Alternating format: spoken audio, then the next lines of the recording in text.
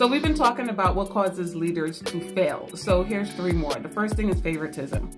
A lot of times, every leader has that favorite person on their team who's their ride or die, they're their right hand, right? But you have to be careful to show that favoritism in front of the entire team, right? You may have someone on your team who's always going over and beyond, right? And the minute you get the chance to praise them, it's always, oh, Kelly's been amazing again.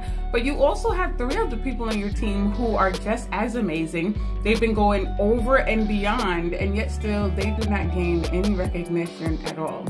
All right? Your team members are not delusional.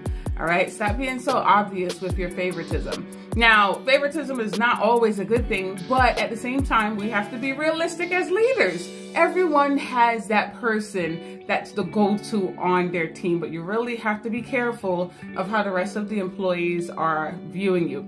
The second thing is boredom.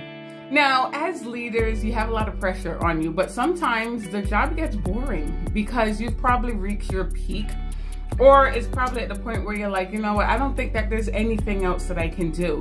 And if you're bored as a leader, it's going to be very hard for you to actually motivate and inspire your employees.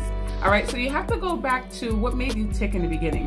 What made you say, you know what, I want to be a leader. I want to be able to inspire and be responsible for a group of people, and you have to find that root. In some cases, which I've been talking to people in the last couple of weeks, leadership is just not for them anymore. They're over it, and they're like, you know what, I just don't want to do this anymore.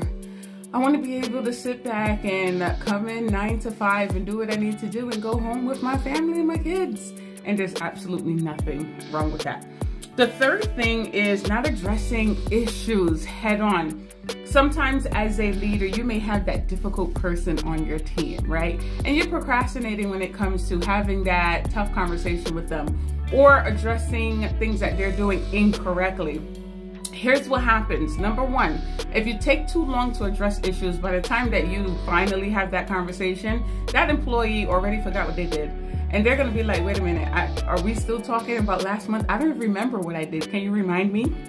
Now you have to go in your memory bank, and it's just messy at this point. The second thing is, if you're not correcting behavior up front, you're going to risk this employee doing the same thing over and over, and it may cost them their job.